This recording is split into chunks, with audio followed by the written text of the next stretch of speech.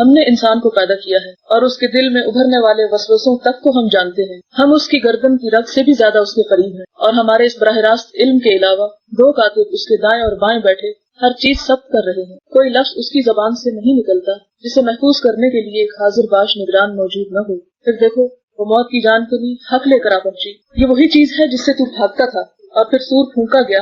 یہ ہے وہ دن جس کا تجھے خوف دلایا جاتا تھا. ہر شخص اس حال میں آ گیا کہ اس کے ساتھ ایک ہانک کر لانے والا ہے اور ایک گواہی دینے والا. اس چیز کی طرف سے تو غفلت میں تھا. ہم نے وہ پردہ ہٹا دیا جو تیرے آگے پڑا ہوا تھا اور آج تیری نگاہ خوب تیز ہے. اس کے ساتھی نے عرض کیا یہ جو میری سپردگی میں تھا حاضر ہے. حکم دیا گیا پھینک دو جہنم میں ہر پکے کافر کو جو حق سے اناد رکھتا تھا، خیر کو روکنے والا اور حد سے تجاوز کرنے والا تھا، شک میں پڑا ہوا تھا اور اللہ کے ساتھ کسی دوسرے کو خدا بنا بیٹھا تھا. ڈال دو اسے سخت عذاب میں. اس کے ساتھی نے عرض کیا خدا بندہ میں نے اس کو سرکش نہیں بنایا بلکہ یہ خود ہی پرلے درجے کی گمراہی میں پڑا ہوا تھا. جواب میں ارشاد ہوا میرے حضور جھگڑا نہ کرو، میں تم کو پہلے ہی انجام بد سے خبردار کر چکا تھا. میرے ہاں بات پلٹی نہیں جاتی اور میں اپنے بندوں پر ظلم توڑنے والا نہیں ہوں. وہ دن جب کہ ہم جہنم سے پوچھیں گے کیا تو بھر گئی، اور وہ کہے گی کہ کیا اور کچھ ہے، اور جنت متقین کے قریب لے آئی جائے گی، کچھ بھی دور نہ ہوگی.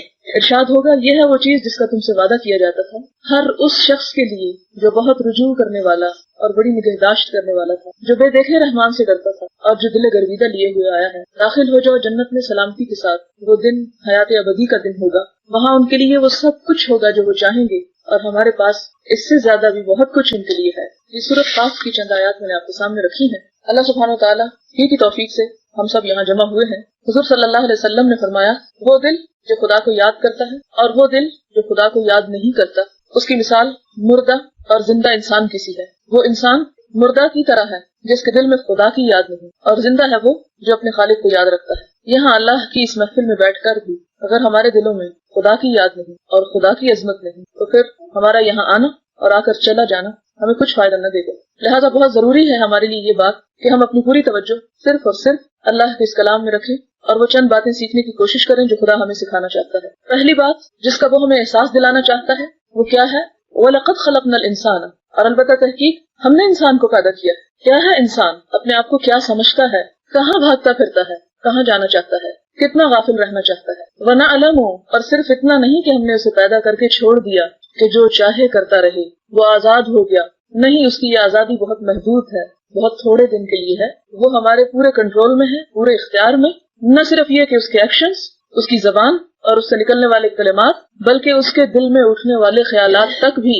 وَنَعْلَمُ مَا تُوَسْوِسُ بِهِ نَفْسُهُ. کہ اس کے اندر کیا کیا وسوسے اٹھتے ہیں، اس کے اندر کیا کیا خیالات آتے ہیں. وہ اللہ کو اور اللہ کی ذات کو کتنی اہمیت دیتا ہے، کس دل سے یاد کرتا ہے اور کتنی اس کی عظمت محسوس کرتا ہے. وہ ہمیں دور سمجھتا ہے لیکن ہم تو اس کے بہت ہی قریب ہیں. وَنَحْنُ أَقْرَبُ إِلَيْهِ مِنْ حَبْلِ الْوَرِيدِ. اور ہم اس کی رگ گردن سے بھی زیادہ اس کے قریب ہیں. اشارت جو ہوتی ہے اسی پر انسان کی زندگی کا انحصار ہے. اگر تسلسل میں خرابی آ جائے تو انسان کی زندگی باقی نہیں رہ سکتی. تو فرمایا کہ ہم تو اس سے بھی زیادہ انسان کے قریب ہیں، اس سے بھی زیادہ انسان کے لیے ضروری ہیں.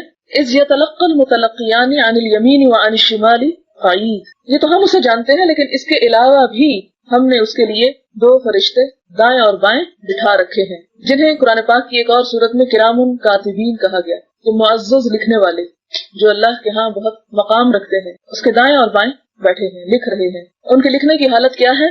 ما يلفظ من قول الا لديه رقیب عتید. کہ اس کی زبان سے کوئی بات ہی کیوں نہیں نکل، کوئی چھوٹا سا لفظ، یلفظ لفظ سے نکلا ہے، کوئی لفظ نکلتا ہی ہے کسی بھی قسم کا، اچھا یا برا، مگر یہ کہ ایک حاضر باش نگران اسے لکھ لینے کے لیے موجود ہے. اور بعض اوقات انسان کے منہ سے نکلا ہوا ایک لفظ اس کی عمر بھر کی کمائی اور عمر بھر کی نیکیوں کو ضائع کر دینے کے لیے کافی ہو جاتا ہے. یہاں بھی اسی چیز کی طرف احساس دلایا گیا کہ انسان خواہ اپنے تئیں اپنے خیال میں بہت زیادہ اللہ کا ذکر کرنے والا ہی کیوں نہیں، لیکن اگر وہ غفلت میں بے سوچے سمجھے بغیر محسوس کیے ایسی باتیں زبان سے نکالتا چلا جاتا ہے جو دوسروں کی دل آزاری کا باعث ہے، دوسروں کے لیے تکلیف کا باعث ہے، تو وہ اس کی تمام نیکیوں کو ملیا میٹ کر سکتی. لہٰذا انسان اپنے منہ سے نکلنے والے ایک ایک لفظ کے لیے جواب دہ ہے. یہی زبان انسان کے درجات کو بلند کرتی ہے اور یہی زبان انسان کے درجات کو اسفل السافلین تک لے جاتی ہے. اسفل السافلین تک لے جانے والے کون سے کام ہیں، کون سی باتیں ہیں، آپ سب اچھی طرح جانتے ہیں. ان میں غیبت، جھوٹ، طعنہ زنی، تہمت لگانا، چغل خوری، اسی قسم کے اور بھی بہت سارے کام. سب سے پہلے نمبر پر جھوٹ کے بارے میں حضور صلی اللہ علیہ وسلم نے فرمایا کہ جھوٹ اور ایمان ایک دل میں جمع نہیں ہو سکتے، جیسے آگ اور پانی ایک جگہ پر جمع نہیں ہو سکتے. اگر آپ انہیں اکٹھا کرنے کی کوشش کریں گے تو ایک باقی بچے گا، دوسرا ختم ہو جائے گا. تو بالکل اسی طرح جب جھوٹ آتا ہے تو ایمان وہاں سے فوراً رخصت ہو جاتا ہے. تو جھوٹ کو اتنا زیادہ ناپسند کیا گیا کہ بچوں تک کے لیے جھوٹی بات کرنے کو درست نہیں سمجھا گیا. صرف جس چیز کی تھوڑی بہت اجازت ہو سکتی ہے کہ آپ بات کسی ایسے طریقے سے کریں، یعنی اگر بچے کو آپ نے ٹالنا ہی ہے کہ وہ سفید جھوٹ نہ بنے، اسے حکمت کے ساتھ آسان زبان میں آسان طریقے سے بات سمجھا دی، لیکن جھوٹ کے ضمن میں کہیں بھی اجازت نہیں دی گئی. مثال کے طور پر آپ دیکھیں کہ ایک صحابی ہیں، وہ بچے ہیں، ابھی اپنے دوستوں کے ساتھ کھیل رہے ہیں، اتنے میں ان کی ماں انہیں آواز دیتی ہے، کیا وہ بچے میں تمہیں کچھ دینا چاہتی ہوں. تو حضور صلی اللہ علیہ وسلم فوراً اس ماں سے مخاطب ہوتے ہیں، کیا تم واقعی اپنے بچے کو کچھ دینا چاہتی؟ کیونکہ یہ عادت شاید شروع سے ہی تھی ماؤں کے اندر کہ وہ بچوں کو چھوٹا سمجھتے ہوئے، انہیں اہمیت نہ دیتے ہوئے ان سے غلط غلط باتیں کرنے کو بہت معمولی چیز سمجھتی. فرمایا کہ کیا واقعی تم اپنے بچے کو کچھ دینا چاہتی ہو؟ اور اگر ایسا نہیں تو پھر تمہارا اپنے بچے سے غلط بیانی کرنا تمہارے اعمال نامے میں جھوٹ لکھا جائے گا. تو وہ صحابیہ فرماتے ہیں کہ ہاں اللہ کے رسول صلی اللہ علیہ وسلم، میں اسے کچھ کھلانے کے لیے بلا رہی ہوں، اسے کھانے کے لیے کچھ کھجور یا کچھ اس طرح کی چیز آتی ہے کہ وہ دینا چاہتی ہوں. پھر اس کے بعد غیبت کیا ہے؟ کسی کے پیٹھ پیچھے ایسی باتیں کرنا جو اسے ناپسند ہو، وہ باتیں جو ہم اس کے سامنے نہ کہہ سکتے یا اس کے سامنے نہ کر سکتے ہیں، اسے بھی انتہائی ناپسندیدہ قرار دیا گیا. قرآن پاک میں سب سے شدید ترین مثال غیبت کی دی گئی، اور وہ مثال کیا ہے؟ ایحب احدکم ان یاکل لحم اخیہ میتا، کیا تم میں سے کوئی شخص اپنے مردہ بھائی کا گوشت کھانا پسند کرتا ہے؟ مردہ بھائی، کیا کوئی شخص اپنے بھائی کا گوشت، یعنی انسانی گوشت تو ویسے ہی کراہت آمیز چیز ہے، کوئی اس بات کا تصور ہی نہیں کر سکتا، لیکن پھر کہاں یہ کہ مرے ہوئے بھائی کا گوشت. تو اللہ سبحانہ وتعالیٰ خود ہی اس کے جواب میں فرماتے ہیں فَكَرِهْتُمُوهُ، نہیں دیکھو تم خود اس سے گھن کھاتے ہو، تم وہ نہیں کھانا چاہتے. اگر تمہیں یہ پسند نہیں ہے تو پھر غیبت کرنا کتنا آسان تم نے سمجھ رکھا ہے، وہ تمہیں کیسے پسند. صحابہ کرام نے حضور صلی اللہ علیہ وسلم سے غیبت کی جو تعریف پوچھی کہ غیبت کیا ہے، آپ صلی اللہ علیہ وسلم نے فرمایا کہ تم اپنے بھائی کا ذکر اس طرح کرو کہ وہ سنے تو اسے ناگوار ہو. تو جواباً صحابہ کرام نے عرض کیا کہ اے اللہ کے رسول صلی اللہ علیہ وسلم، اگرچہ میری وہ بات حق ہو، یعنی جو کچھ میں اس کے بارے میں کہوں وہ بات درست ہو، تو کیا پھر بھی یہ غیبت ہوگی؟ کیونکہ عام طور پر جب ہم کسی کی برائی کرتے ہیں تو اس وقت کیا کہتے ہیں؟ نہیں میں کون سا جھوٹ بول رہی ہوں، یا میں کون سی غلط بات کہہ رہی ہوں، میں تو جو کچھ کہہ رہی ہوں وہ حق ہے. تو فرمایا کہ یہی تو دراصل غیبت ہے، اور اگر وہ بات اس کے اندر نہیں پائی جاتی تو وہ تو بہتان ہے، جو اس سے بھی کہیں بڑی بات ہے. اور کسی پر بہتان لگانا انسان کے 60 سال کی نیکی کو برباد کر دیتا ہے، وہ تو چھوٹی سی بات ہی نہیں. لیکن ہم اس معاملے میں کتنے متساہل ہیں، کتنی سستی برتتے ہیں کہ چھوٹی چھوٹی بات پر دوسروں کے بارے میں فوراً بدگمانی کر لیتے ہیں. اور پھر وہ بدگمانی اگر ہماری اپنی ذات تک رہے تو بات اور ہے، لیکن ہم وہ جو دل میں برا خیال آتا ہے اس کو بھی فوراً زبان پر لے آتے ہیں کہ فلاں تو ایسا اور ایسا ہے. لیکن اگر ہم خود بھی اپنی ان باتوں کا انالیسس کریں تو نتیجہ کچھ نہیں نکلتا. پھر اس کے بعد غیبت کے علاوہ چغلخوری میں یہ کہ کہیں کی بات سن کر دوسری طرف لے جا کے اسے کرنا، اسے بھی اسلام میں انتہائی ناپسندیدہ قرار دیا گیا. فرمایا کہ ما یلفظ من قول الا لدیہ رقیب عتید، جب اس کی زبان سے کوئی بھی بات نکلتی ہے تو فوراً وہ لکھ لی جاتی ہے، ویسے ہوا میں اڑ نہیں جاتی، اسے چھوڑ نہیں دیا جاتا. اب یہ کہ یہ سارا نامہ اعمال انسان کا تیار ہو رہا، اور اس کے بعد وجاءت سکرۃ الموت بالحق، انسان اپنی انہی خوشگپیوں میں، انہی باتوں میں اپنا وقت دن رات گزارتا چلا جاتا ہے حتیٰ کہ اس کی موت کا وقت آ جاتا ہے. اور اس کا نقشہ کس انداز میں کھینچا گیا کہ وجاءت سکرۃ الموت بالحق، موت کی جان کے حق لے کر آ پہنچی. کون سا حق؟ وہ حق ذالک ما کنت منہ تحید، جس سے تو فرار اختیار کیا کرتا تھا، جس سے تو بھاگا کرتا تھا. کس چیز سے انسان بھاگتا تھا؟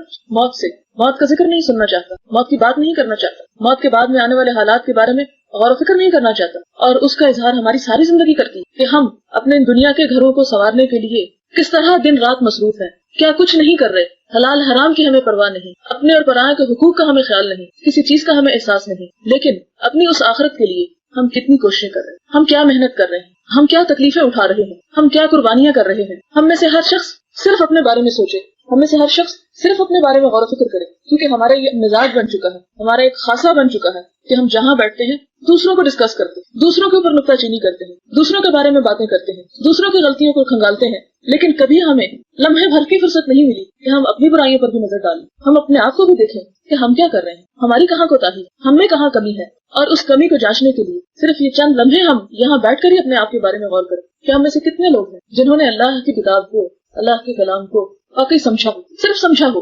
ہمارے پاس اس کے لیے بھی وقت نہیں ہے. ہم نے 20 30 40 50 سال اپنی زندگی کو گزار دیے ہیں، لیکن ہماری کبھی اس طرح توجہ ہی نہیں دیتی یہ بھی کرنے کا کچھ کام ہے. اور صرف آپ کی بات نہیں کر رہی، میں پوری امت مسلمہ کی بات کر رہی ہوں. تو جہاں حالت یہ ہو کہ قرآن سمجھنے کے لیے وقت نہیں ہے، وہاں عمل تو دور کی بات ہوگی. عمل تو بعد میں آتا ہے. جب عمل ہی نہیں تو پھر یہ سوچ کہاں سے آئے گی، اس حق کو محسوس ہم کہاں سے کریں گے، اس کی طرف غور و فکر کیسے کریں گے؟ ذالک ما کنت منہ تحید، یہ ہے وہ بات، یہ ہے وہ آخرت، یہ ہے وہ تمہاری ہمیشہ کی زندگی جس کی یہاں سے ابتدا ہو رہی ہے، وہ حق جو تمہیں اب دکھایا جا رہا ہے، اور وہ حق موت کا فرشتہ ساتھ لے کر آتا ہے کہ اب تمہیں آئندہ کہاں پر جانا ہے۔ جیسا کہ آپ کو معلوم ہوگا کہ حضور صلی اللہ علیہ وسلم نے فرمایا کہ جب ایک نیک وقت مرنے لگتا ہے، دنیا سے جدائی کا وقت آتا ہے اور آخرت کی طرف وہ قدم اٹھا رہا ہوتا ہے، یعنی اس کی جان نکلنے کا وقت ہوتا ہے، تو اس وقت ملک الموت اس کے پاس آتا ہے، خاص فرشتہ جو موت کے لیے مقرر کیا گیا، وہ آ کر اس کے سرہانے کی طرف بیٹھ جاتا ہے، اور اس کے ساتھ ہی باقی فرشتے جن کے چہرے سورج کی طرح روشن ہوتے ہیں، وہ مسکراتے ہوئے آتے ہیں اور ان کے ہاتھوں میں خوشبودار کفن ہوتا ہے، اور اس کی تا حد نگاہ پھیل جاتے ہیں، دور دور تک اس کے ارد گرد بیٹھ جاتے ہیں، اور پھر اسے بشارت دی جاتی ہے،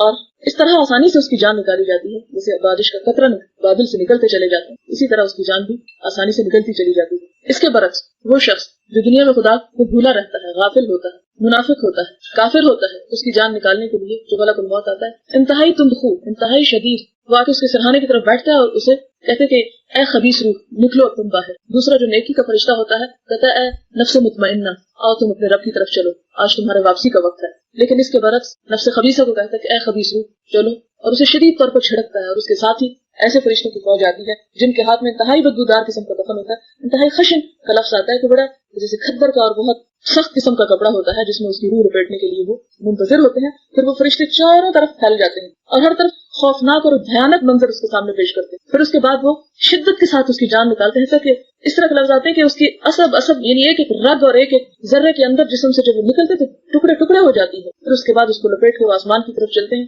نیک روح جہاں جہاں سے گزرتی ہے وہاں وہاں خوشبو پھیلتی چلی جاتی ہے، اور بد روح جہاں جہاں جاتی ہے وہاں وہاں انتہائی بدبو پھیلتی چلی جاتی ہے، اور جو بھی پوچھتا ہے وہ یعنی نیک روح کے لیے خوش آمدید کہتا ہے، اس کے لیے راستے کھولتا چلا جاتا ہے، حتیٰ کہ ساتواں آسمان تک اسے مرحبا کہا جاتا ہے اور اس کو خوش آمدید کہا جاتا ہے۔ اس کے برعکس جو بری روح ہوتی ہے اس کے لیے دروازے نہیں کھولے جاتے اور اسے اس آسمان سے پٹخا کے نیچے زمین پر پھینکا جاتا ہے، جس کے بارے میں قرآن پاک میں بھی ذکر ملتا ہے کہ جو شخص شرک کرتا ہے اللہ کے ساتھ اسے اس طرح پھینکا جاتا ہے کہ اس کے حصے بکھرے ہو جاتے ہیں اور پرندے اس کو اچک لیتے ہیں اور کچھ دور دراز مکان کو گرتے ہیں اس کے حصے۔ تو بہرحال یہ وہی چیز ہے جس سے تو بھاگتا تھا، جس موت کا ذکر تو سننا نہیں چاہتا تھا، جس کے ذکر سے تجھے ڈپریشن ہوتا تھا، جس جگہ تو مڑ کے نہیں جاتا تھا جہاں کوئی خدا اور آخرت کی بات کرے یا اللہ کا ذکر ہو۔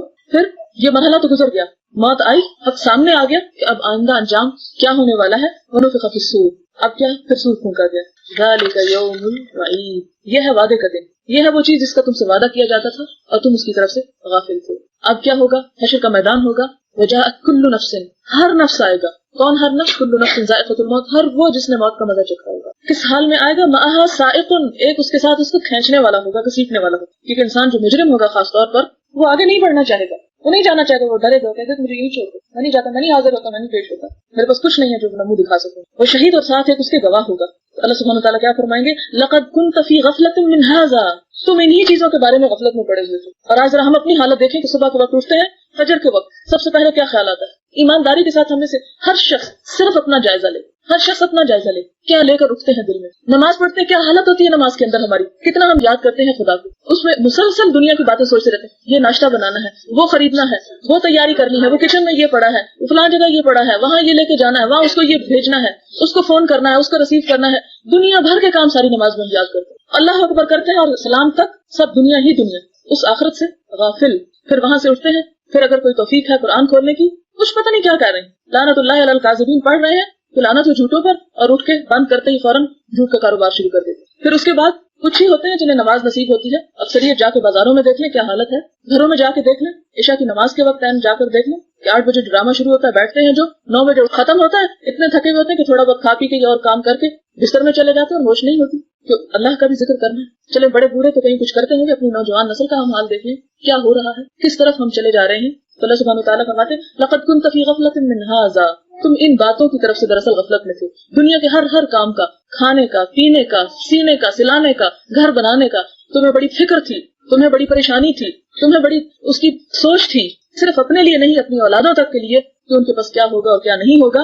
فکشفنا عنک غطاءک، ہم نے تمہارے سارے پردے تمہاری آنکھوں کے آگے سے ہٹا دیے، یعنی زندگی میں جو پردہ موت کے آنے سے پہلے تھا وہ موت کے ساتھ وہ اٹھ گیا۔ پھر جو تم آگے بڑھتے چلے گئے وہ سارے پردے ہٹ گئے حتیٰ کہ تم اس دن تک آ پہنچے۔ فبصرک اليوم حدید، دنیا میں تمہاری نگاہیں بند تھی اس کی طرف سے، آج تمہاری نگاہیں بڑی تیز ہیں، سب کچھ دیکھ رہی ہیں۔ وقال قرینہ ھذا ما لدی عتید، اور اس کا وہ ساتھی جو اس کے ساتھ ہے وہ کہے گا یہ ہے سب کچھ جو میری سپردگی میں اللہ آپ نے دے رکھا تھا، یہ حاضر ہے، یہ آپ لے لیں، یہ بندہ اور یہ اس کی کرتوت اور یہ اس کے اعمال نامے، یہ جو مجھے ذمہ داری دی گئی تھی آج میں اس سے بری ہوتا ہوں، یہ ہے میرے پاس۔ القیا فی جہنم کل کفار عنید، حکم دیا گیا پھینک دو، یعنی تم دونوں، یعنی اس کے ساتھ جو گواہ ہوگا اور اس کے ساتھ جو گھسیٹنے والا ہوگا، ان دونوں کو کہا جائے گا کہ لے جاؤ اس کو، پکڑو اور اسے پھینک دو، ڈال دو جہنم میں، کل کفار عنید، ہر اس کو جو ناشکرا تھا، انکار کرنے والا تھا، عنید حق سے اناد رکھتا تھا۔ حق کیا ہے؟ قرآن ہے، اللہ اور اس کے رسول کی باتیں ہیں، اور اس کے علاوہ کیا ہے؟ لیکن آج اللہ اور اس کے رسول کی باتوں کا مذاق اڑایا جا رہا ہے۔ مذاق بھی کہاں سے اڑایا جا رہا ہے؟ مسلمانوں کے منہ سے اڑایا جا رہا ہے، یعنی اگر غیر مسلم تو کوئی باتیں کرے تو وہ حقدار ہے، لیکن مسلمانوں کے اندر ہی ایسے پیدا ہو رہے ہیں۔ آج ہم کیوں نہیں سر ڈھانپ کے باہر نکل سکتے؟ جواب دے گا مجھے کوئی اس بات کا؟ کیوں نہیں نکل سکتے؟ اس لیے کہ ہمارے مسلمان ہی پردے کا مذاق اڑاتے ہیں، یہ نہیں یہ بات۔ اگر ہمارے تمام مسلمان اسے اپریشیٹ کریں، میں سمجھتی ہوں ایک عورت بھی ایسی نہیں جو اپنے آپ کو ننگا کر کے باہر نکلنا چاہے۔ اسی طرح کسی بھی شادی کی محفل میں، کسی بھی پارٹی میں نماز کیوں نہیں پڑھتے؟ اس لیے نہیں پڑھتے کہ ہمارے ہی مسلمان بہن بھائی ہمارا مذاق اڑاتے ہیں، ہم ان کے مذاق کے خوف سے نہیں پڑھتے۔ اسی طرح کتنی ہی ایسی ویلیوز ہیں، ہم ان کو کیوں چھوڑے ہوئے ہیں؟ اس لیے کہ ہمارے مسلمان ہی اپنے اسلام سے اناد رکھے ہوئے ہیں۔ اناد کا مطلب ہوتا ہے کسی سے بیر رکھنا، کہ نہیں وہ بھاتا، ضد برائے ضد، اس کے پیچھے اگر غور کیا جائے، حقیقت کو معلوم کیا جائے تو کچھ بھی نہیں۔ پھر مناع للخیر، نیکی کے کاموں سے روکنے والا، نہ صرف یہ زبان سے روکنے والا بلکہ اپنے عمل سے، ناک بھو چڑھا کے، ماتھے پر تیوریاں چڑھا کے، اور حد سے تجاوز کرنے والا تھا، شک میں پڑا ہوا تھا۔ الذی جعل مع اللہ الہا آخر، جس نے اللہ کے ساتھ اور الہ بنا رکھے۔ الہ کون ہوتا ہے؟ جس کی بات مانی جائے، جس کو اہمیت دی جائے۔ الہ صرف بتوں کی شکل میں نہیں ہوتا، قرآن پاک میں مختلف چیزوں کے لیے الہ کا لفظ استعمال ہوا۔ انسان کی خواہش نفس کو الہ بنایا گیا۔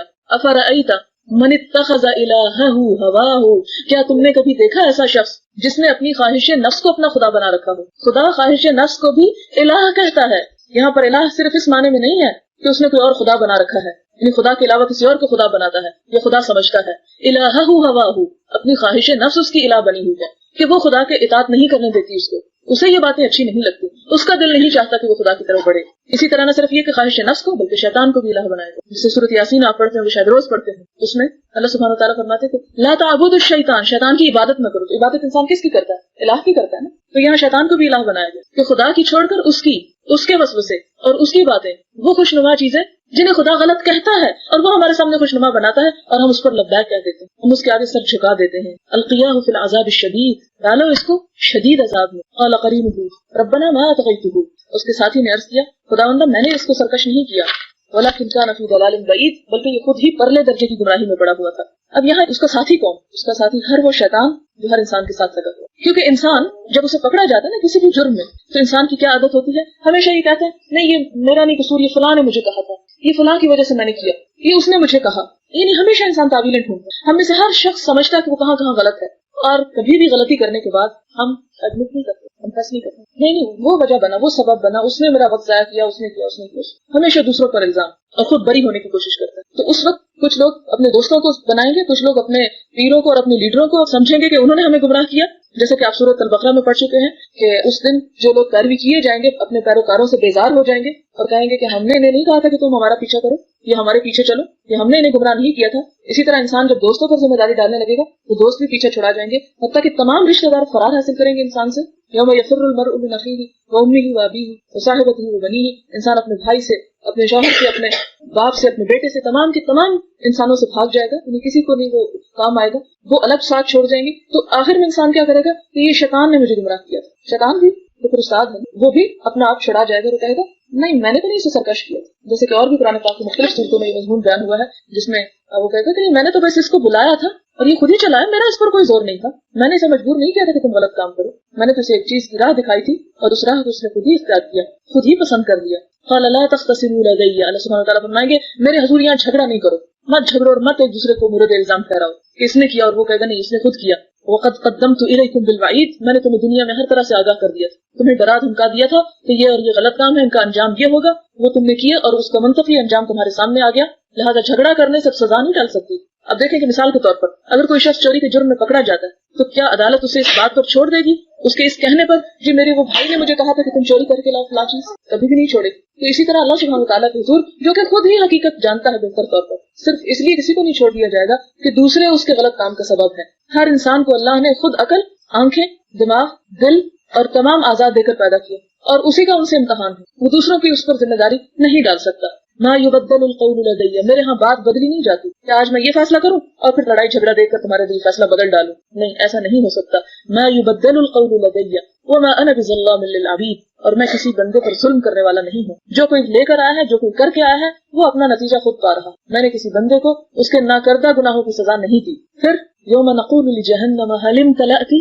जिस दिन हम जहन्नुम से कहेंगे क्या तू भर गई, यानी इस कसरत से लोग होंगे जहन्नुम में जाने वाले कि वो भर जाएगी। व तक़ूलु हल मिन मज़ीद, लेकिन उसके अंदर इतनी वुसअत होगी कि वो कहेगी कि अल्लाह क्या और भी है तो उसे भी भेज दे, मैं समेट सकती हूँ। और जहन्नुम ही की वुसअत के बारे में और उसकी गहराई के बारे में जो हदीस में मिलती है कि हुज़ूर सल्लल्लाहु अलैहि वसल्लम एक दफा सहाबा किराम की महफिल में बैठे हुए थे, अचानक एक पत्थर के गिरने की आवाज आई। आप सल्लल्लाहु अलैहि वसल्लम ने पूछा क्या तुम जानते हो ये आवाज कैसी?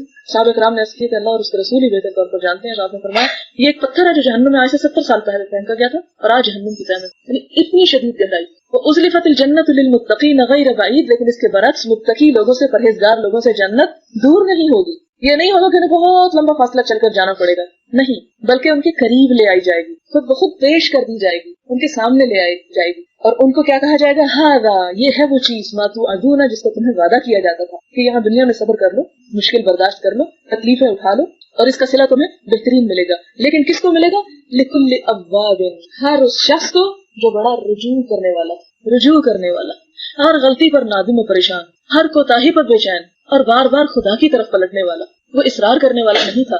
हफीज, बड़ा निगहबान था, अपनी जबान की हिफाजत करने वाला, अपने हाथों की हिफाजत करने वाला, अपनी सोचों की हिफाजत करने वाला। हुज़ूर सल्लल्लाहु अलैहि वसल्लम ने सहाबा किराम से हया का तकाज़ा किया। उन्होंने कहा कि हाँ अल्लाह के रसूल सल्लल्लाहु अलैहि वसल्लम, हम अल्लाह से शर्म करते हैं और अल्लाह से हया करते हैं। तो आपने फरमाया नहीं, बात ये नहीं है, शर्माने वाली बात नहीं है। अल्लाह से हया का मतलब ये है कि तुम अपने सर और उसमें से गुजरने वाले ख्यालात की हिफाजत करो, अपने मुंह और उससे गुजरकर पेट में जाने वाले लुकमे की हिफाजत करो, और कल तो जो कुछ पेश आने वाला है उसके लिए तैयारी करो। ये है दरअसल अल्लाह से हया। अल्लाह से ऐसा हया करो, ऐसे शर्मसार रहो जैसा कि हक है।